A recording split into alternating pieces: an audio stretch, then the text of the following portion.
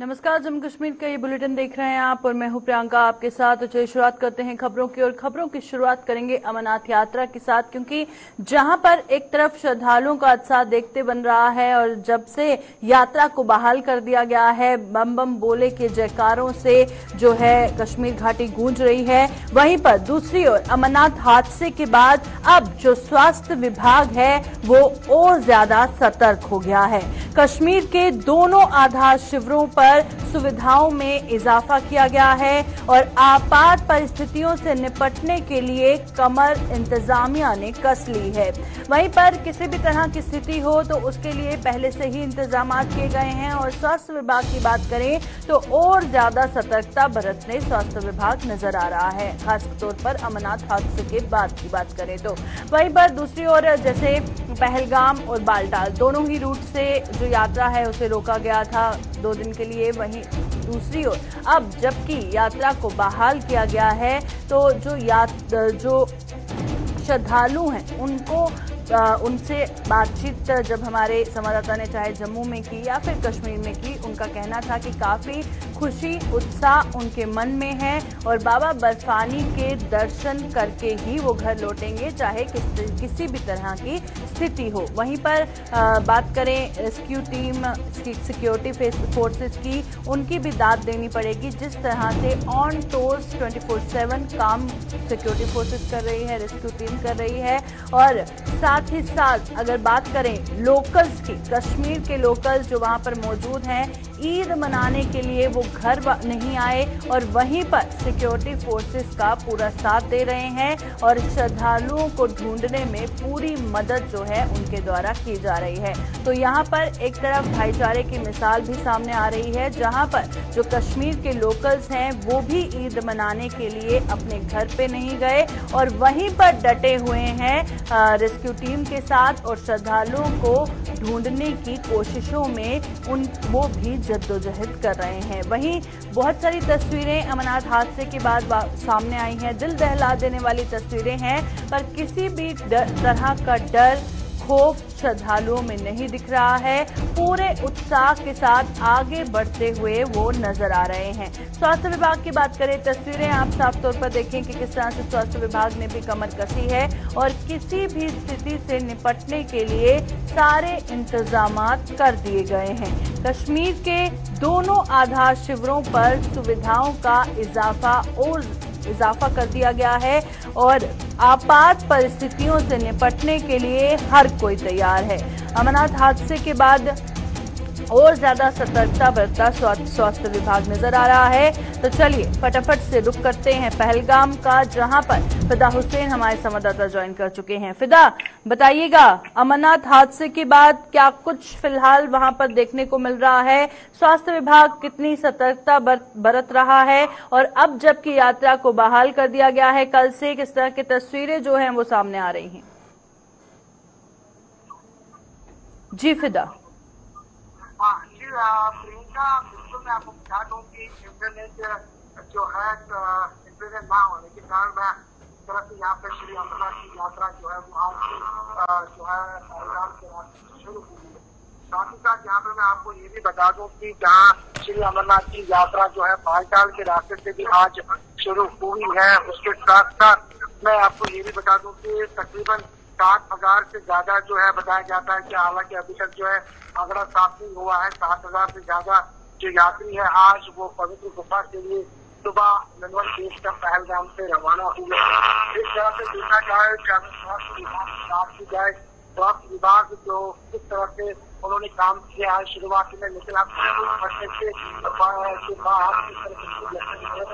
Jammu Kashmir duty के उन्होंने खुद 2 दिन यहाँ पे दौरा किया है और स्वास्थ्य विभाग के हवाले से उनका यही कहना है कि स्वास्थ्य विभाग जो है उन्होंने काफी अच्छा काम किया है और बेहतर करने के लिए जो है यहाँ पे डॉक्टर्स की बहुत बड़ी टीम जो है वो यहाँ पे मौजूद है।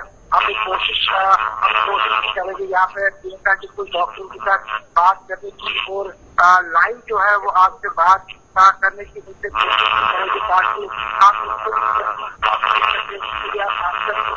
लेकिन जहाँ पे यहाँ पे जो ऑफिसर है, अगर आप देख पा रहे हैं प्रियंका, और अगर आप लाइव जुड़े हैं तो बात करने की कोशिश करेंगे यहाँ पे, लेकिन किस तरह से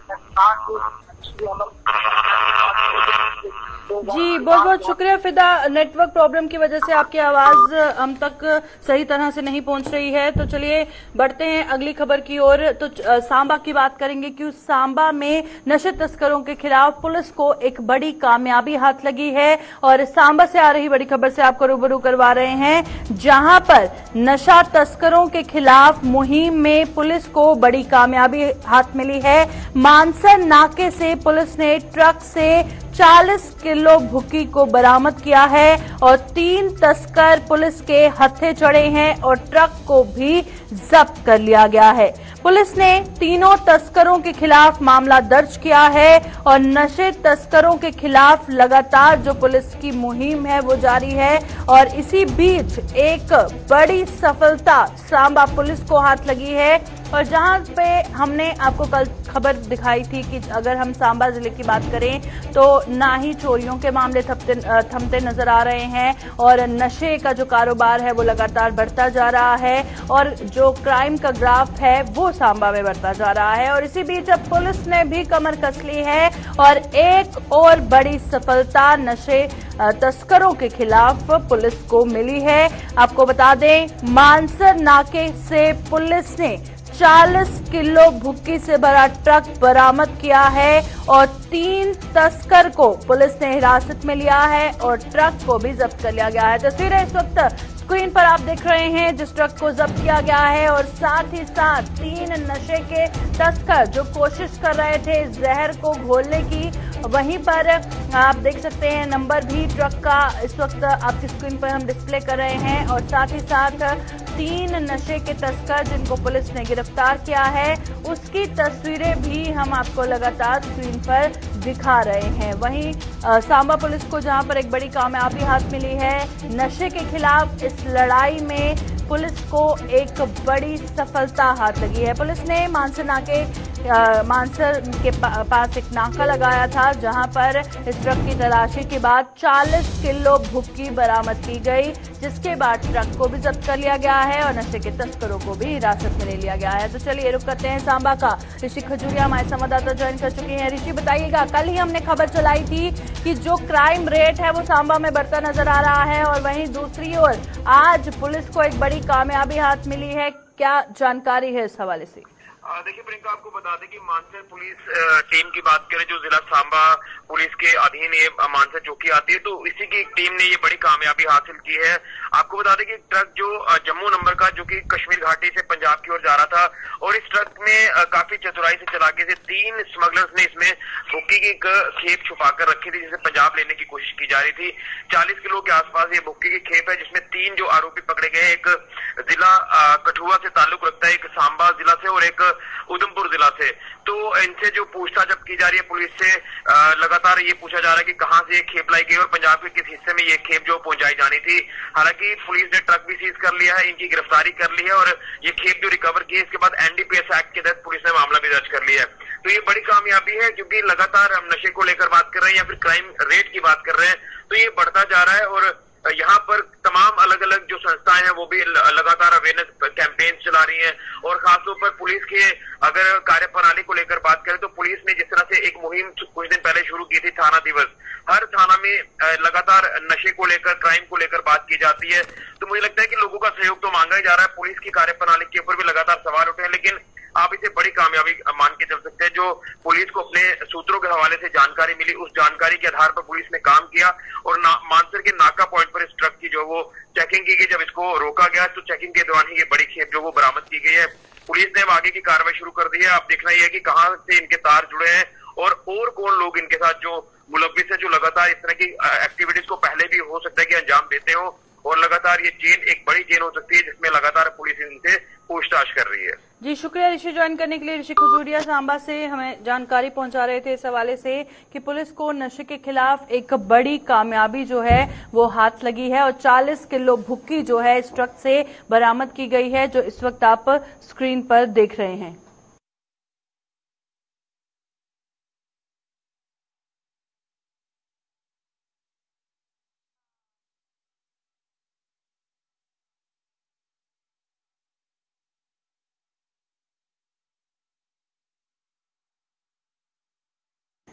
तो चलिए अब बात करते हैं बाबा बूढ़ा अमरनाथ की जो यात्रा है वो जिस तरह से शुरू हुई है उसकी तैयारियों को मुकम्मल कर लिया गया है। और आपको बता दें कि बाबा बूढ़ा अमरनाथ यात्रा की जो तैयारियां हैं उसे जोरों शोरों से जारी किया गया है, क्योंकि जो यात्रा है उसे शुरू किया जा रहा है और 29 जुलाई को यात्रा का पहला जत्था जो है वो पहुंचेगा। और पुंछ प्रशासन सहित कई अन्य संगठनों ने तैयारियों को लेकर कमर कस ली है। श्रद्धालुओं की सुरक्षा को लेकर भी पुख्ता इंतजाम जो हैं वो किए गए हैं। तो बाबा बूढ़ा अमरनाथ यात्रा की अगर हम बात करें तो जिस तरह से अमरनाथ यात्रा को लेकर श्रद्धालु काफी उत्साहित होते हैं, तो बाबा बूढ़ा अमरनाथ यात्रा की भी काफी मान्यता है, जिसको लेकर श्रद्धालु बहुत बेसब्री से इंतजार करते हैं कि बाबा बूढ़ा अमरनाथ के दर्शन कब वो कर लेंगे। वहीं पर दूसरी ओर जहां पर 29 जुलाई को यात्रा का पहला जत्था पुंछ पहुंचेगा, उसको लेकर तमाम तैयारियों को मुकम्मल कर लिया गया है। और वहीं पर जो बाकी तैयारियां हैं जोरों शोरों से जारी हैं और पुंछ प्रशासन सहित कई अन्य संगठनों ने कमर कस ली है और श्रद्धालुओं की सुरक्षा को लेकर पुख्ता इंतजाम किए गए हैं। और जहां पर 29 जुलाई को पहला जत्था जो है पुंछ के लिए पुंछ पहुंचेगा, उसको लेकर हर तैयारी जो है मुकम्मल कर दी गई है। तो पुंछ में जब ये यात्रा होती है श्रद्धालुओं का काफी उत्साह देखने को मिलता है और बेसब्री से श्रद्धालु इंतजार करते हैं कि कब बाबा बूढ़ा अमरनाथ के वो दर्शन कर लेंगे। तस्वीरों में आप साफ तौर पर देख सकते हैं किस तरह से सजाया जा रहा है और रंग रोगन लगा के कितना सुंदर तरीके से जो है इसे इस बार यात्रा के लिए सजाया जा रहा है। और वहीं पर तस्वीरें बाबा बूढ़ा अमरनाथ की इस वक्त आप अपनी स्क्रीन पर देख रहे हैं। और पुंछ जहां पर 29 जुलाई को पहला जत्था पहुंचेगा, उसको लेकर तैयारियां जो हैं वो जोरों पर हैं। तो तस्वीरें सीधा बाबा बूढ़ा अमरनाथ की आप देख रहे हैं, जहां पर 29 जुलाई को यात्रा का पहला जत्था पुंछ पहुंचेगा। तो चलिए रुक करते हैं पुंछ से। सन्नी हमारे संवाददाता ज्वाइन कर चुके हैं। सन्नी, बताइएगा बाबा बूढ़ा अमरनाथ यात्रा को लेकर इंतजामात के हवाले से, तैयारियों के हवाले से क्या जानकारी है? 10 अगस्त तक जो है पुंछ में जो है वो यात्रा जो है वो शुरू होने जा रही है। तो पुंछ प्रशासन है वो पूरी तरह से सतर्क है और जो मंडी बूढ़ा अमरनाथ कमेटी है उसकी तरफ से भी पूरी तैयारियां जो है वो कर ली गई हैं। और अब पुंछ के अंदर बार बार जो है वो मीटिंग जो है प्रशासन की तरफ से वो ली जा रही है, किस तरह के बंदोबस्त जो है वो किए जाने हैं, उसको लेकर भी जो बैठक है वो चल रही है। जितने भी सिटीजन है पुंछ डिस्ट्रिक्ट के हों, मंडी के हों, उनके साथ भी जो है वो बैठक जो है प्रशासन की कर रही है, क्योंकि 3 सालों के बाद पुंछ के अंदर फिर से बूढ़ा अमरनाथ यात्रा जो है वो आने जा रही है। और देखने को ये भी आया, कल भी हमने देखा था और आज भी देखा था कि बड़ी संख्या में श्रद्धालु जो है वो पहले से ही यहाँ पर आना शुरू हो चुके हैं। बड़ी संख्या में जब से अमरनाथ में बादल फटने की ये घटना सामने आई, उसके बाद बड़ी संख्या में जो श्रद्धालु हैं बूढ़ा अमरनाथ में आ रहे हैं और भव्य स्वागत जो है उनका बूढ़ा अमरनाथ मंदिर में भी किया जा रहा है। अगर हम कमेटी की बात करें तो कमेटी की तरफ से पूरे जो बंदोबस्त है वो कर दिए गए हैं। पेंट का काम हो या भंडार जो लगाने हैं उनका काम हो, वो पूरा हो चुका है, क्योंकि 3 साल के बाद यात्रा आने जा रही है और प्रशासन की तरफ से जितने भी काम थे वो पूरे कर लिए गए हैं और अब खाली यात्रा का ही इंतजार है कब यात्रा पुंछ पहुंचेगी और उसका भव्य स्वागत जो है पुंछ के अंदर किया जाएगा। जी शुक्रिया सनी ज्वाइन करने के लिए। तो जिस तरह से सनी बता रहे हैं कि भव्य स्वागत जो है श्रद्धालुओं का वहां पर किया जाएगा और तैयारियों को मुकम्मल कर लिया गया है और 29 जुलाई को जो है पहला जत्था जो है पुंछ पहुंचेगा यात्रा का और श्रद्धालुओं की सुरक्षा के लिए भी पुख्ता इंतजाम किए गए हैं।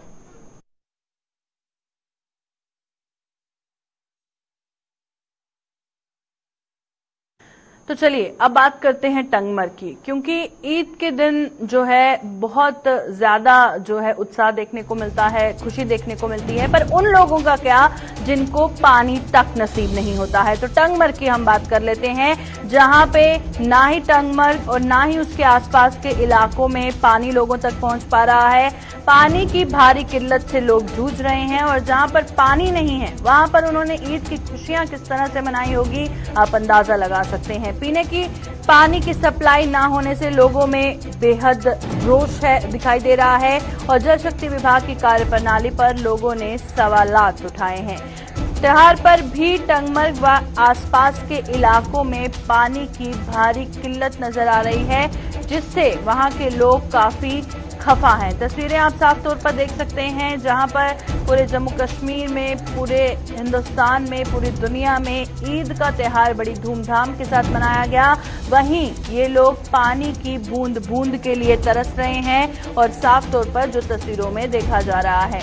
और वहीं पर जहां पर विकास के बड़े बड़े दावे किए जाते हैं, आप देख लीजिए सड़कों की हालत हम आए दिन आपको बताते हैं कि किस तरह की है।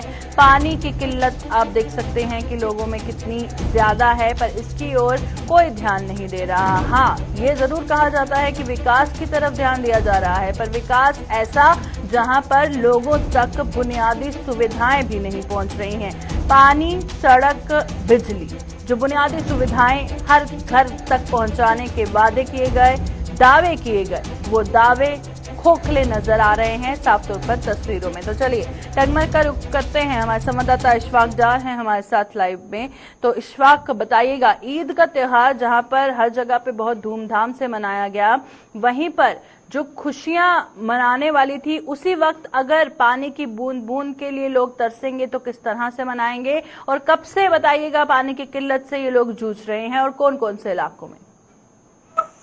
हाँ बिल्कुल जी, अगर हम आपको पता है कि वादी कश्मीर का सबसे बड़ा नाला जो है नाला फिरोजपुरा यही से बहता है और मुख्तलिफ जो अजला है, चाहे हम बडगाम की बात करें या बारामूला की बात करें या सोपोर की बात करें या पट्टन की बात करें, सब इलाकों को जो है यही से ही पानी जो है फराहम किया जाता है। लेकिन बदकिस्मती की बात यह है कि हमारे इलाके में जिस इलाकों की हम बात करें, अगरी कलां का आस्तान मोहल्ला जो है, चक ट्रेरन जो है, फिरोजपुरा जो है और शाही के जो अंदरूनी जो माले हैं, यहाँ पर ईद के मौके पर ही लोगों को जो है पानी फराहम नहीं किया गया। जब हमने यहाँ के लोगों से बात की, आस्तान मोहल्ला अगरी कलां के लोगों से बात की, तो उनका भी यही कहना है जब बारिश होती है तो तब इन लोगों को जो है पानी फराहम किया जाता है, और जब यहाँ पर धूप रहती है तो उन दिनों यहाँ के लोगों को जो है नालों का जो पानी है, जो गंदा पानी है, कीचड़ भरा पानी है, वो इस्तेमाल करना पड़ता है। और हालात यह है कि अब ईद के मौके पर जहाँ लोग खुशियां मनाते हैं और यहाँ के लोगों को ईद के दिन भी पानी जो है फराहम नहीं किया गया। वही अगर हम सरकार की तरफ से कहेंगे कि बड़े बड़े सरकार की तरफ से दावे किए जाते हैं, जल जीवन मिशन को यहाँ पर इम्प्लीमेंट किया जाता है,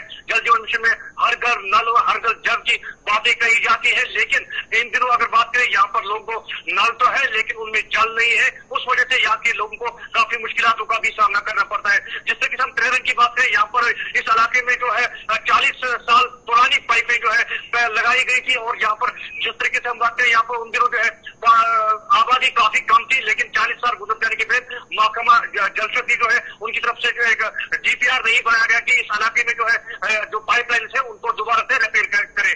वही अगर आस्तान वाला अगरी कलां की बात करें, यहाँ पर भी लोगों को जो है जो नालियों का पानी है वो इस्तेमाल करना पड़ता है, और महकमा जल शक्ति के पास अगरचे वाटर टैंकर्स है, लेकिन यहाँ पर वक्त पर जो है वाटर जो है साफ सुथरा पानी की जो हम कहेंगे वो फराहम नहीं किया जाता है। उस वजह से यहाँ के लोग की अब डिमांड है कि महकमा जल शक्ति एक तरफ जो पटन का डिवीजन है वो इनको देख रही है, और यहाँ पर टंगमर सब डिवीजन की अगर बात करें, यहाँ पर पटन जो सब डिवीजन है, यहाँ पर पटन और टंगमर साथ साथ 2 AWE जो है इस इलाके में जो है एक लिस्ट जो बनाई जाना चाहिए, और यहाँ पर एक DPR तैयार करके इन लोगों को जो है साफ पानी फराहम किया जाना चाहिए। लेकिन बदकिस्मती ये है कि यहाँ पर लोगों के साथ जो सिर्फ दावे किए जाते हैं और इनका जो सालाना फीस होता है, वाटर कनेक्शन जो होती है वो होती है, लेकिन इन्हें पूरी तरह से जो नल और में पानी होता है, साफ पानी, वो फराहम नहीं किया जाता है।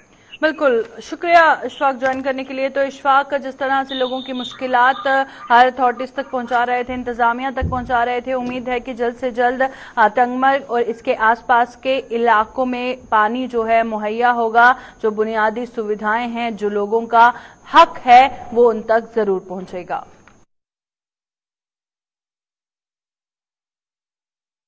तो चलिए अब बात करते हैं जम्मू की। और जम्मू से इस वक्त खबर सामने आ रही है कि जम्मू के डीआरडीओ अस्पताल में जो अस्थायी मुलाजिम है उन्होंने प्रदर्शन किया है और बिना नोटिस के नौकरी से निकालने का आरोप अस्थायी मुलाजिमों ने लगाया है। कोविड के चरम पर पहुंचने पर अस्थायी नियुक्तियां की गई थी और 38 अस्थायी मुलाजिमों ने सरकार के खिलाफ मोर्चा खोला है। तो जब कोविड चरम पे था तब इन अस्थायी नियुक्तियों को अंजाम दिया गया था और 38 अस्थायी मुलाजिमों को जो है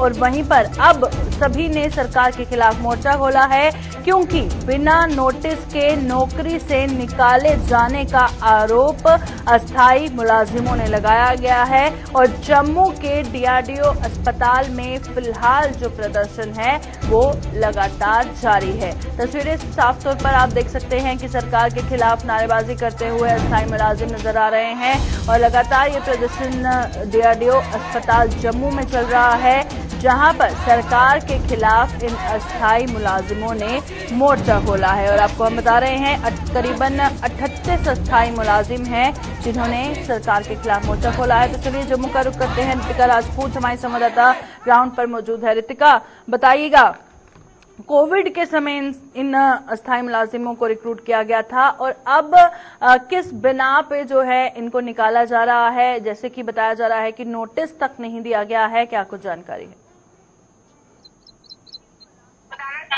कोरोना काल में जिन एम्प्लॉइज को लगाया गया था डीआरडीओ कोविड हॉस्पिटल जो कि भगवती नगर में है, यहाँ पे सेवा देने वाले जो 38 के करीब एम्प्लॉइज हैं उन्हें बिना कोई कारण बताए, बिना कोई खास वजह के यहाँ से निकाल के बाहर कर दिया गया। और आपको बता दें इनकी जगह बिना इन्हें कोई नोटिस दिए इनकी जगह नई रिक्रूटमेंट भी कर दी गई और इन्हें पता भी नहीं था। और जिसके चलते जो अधिकारी हैं वो भी इनसे बातचीत करने को तैयार नहीं है, ना ही उनकी तरफ से कोई ऐसा रिस्पॉन्स आ रहा है जिससे इन्हें संतुष्टि मिले।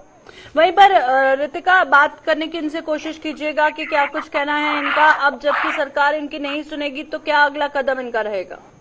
जी बिल्कुल सर, सवाल आपके लिए आ रहा है कि आपको बिना कोई खास रीजन के यहाँ से निकाल दिया गया, जबकि कोरोना काल में आपने अपनी सर्विसेज दी थी, तो ऐसे में आपका आगे का कदम क्या रहेगा अगर आपको बाप से रिक्रूट नहीं किया जाता? हमारे का आगे का कदम यही है, हमारे साथ बात करने के लिए तो आए। अगर ये हमें राष्ट्रीय यहाँ से हमें निकाला गया है, टर्मिनेट कर दिया गया है, नए बच्चों को रखा गया है, उनको किस बेस पे रखा गया है और हमें किस लिए निकाला गया है?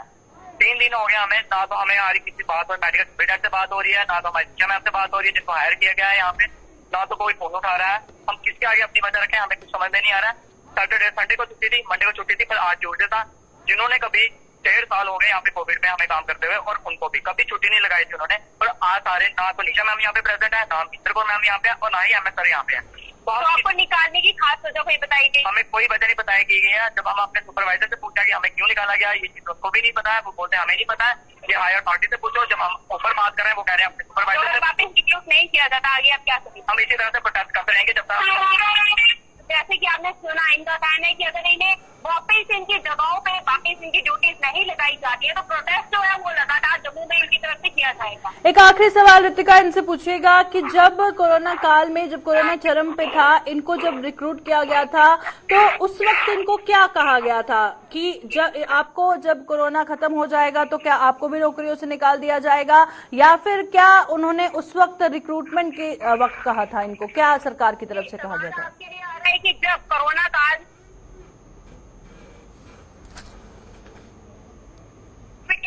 या इतना टाइम पीरियड निकलते ही आपको छुट्टी कर दी जाएगी या आपकी जॉब का पीरियड खत्म हो जाएगा? हमें कुछ भी नहीं बताया गया था।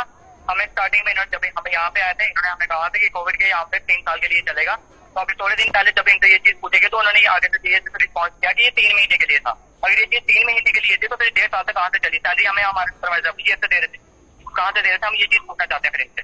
जैसे कि हमने सुना गोलमोल तरीके से जो है और इनके रिक्रूटमेंट के टाइम में ऐसा इन्हें कुछ भी नहीं कहा गया था कि इतने समय के बाद आपको बर्खास्त कर दिया जाएगा।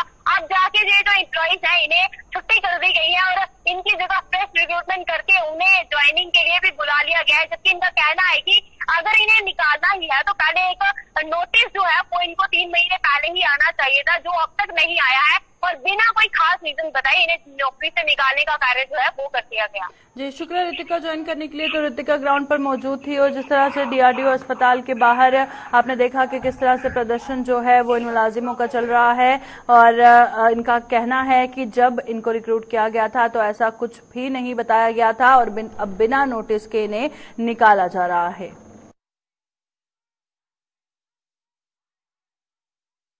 4 दिनों तक बंद रहने के बाद आज आखिरकार गांधीनगर जिले के बालटाल मार्ग से श्री अमरनाथ जी की यात्रा शुरू हो गई है और आज दोमेल आधार शिविर से करीब 7,000 शिव भक्तों को बालटाल मार्ग के जरिए पवित्र गुफा के लिए रवाना किया गया। 8 जुलाई को पवित्र गुफा के पास आई प्राकृतिक आपदा के कारण बालटाल मार्ग से यात्रा अस्थायी तौर पर रोक दी गई थी। इससे पहले सोमवार को पहलगाम के नुनवान आधार शिविर से भी 3 दिनों के बाद यात्रा बहाल कर दी गई थी। हम 3-4 दिन से यहाँ पे रुके हुए हैं बाबा के दर्शन के लिए और 4 दिन से थोड़ा डिजास्टर होने की वजह से हमारा 4 दिन दर्शन लेट हुआ है। तो हम सब लोग आज भोले के दर्शन के लिए निकल चुके हैं। अभी सुबह के 3-3:15 बजे हैं और भोले की दया से हमें दर्शन मिल रहा है। हम बहुत दूर से आए हुए हैं। उसी तरह से ये टेंट वाले जो है तो उन्होंने हमें बहुत अच्छी तरह से मदद किया है, तो हम उनका भी शुक्रिया अदा करते हैं। कर रहे थे यहाँ पर जिसे आज दर्शन करने का सौभाग्य प्राप्त हुआ है। हमारे कुछ दोस्त वापस जाना चाह रहे थे और उनको जबरदस्ती रोका गया हमने यहाँ पर। अभी के बुलेटिन में फिलहाल इतना ही। दीजिए इजाजत। नमस्कार।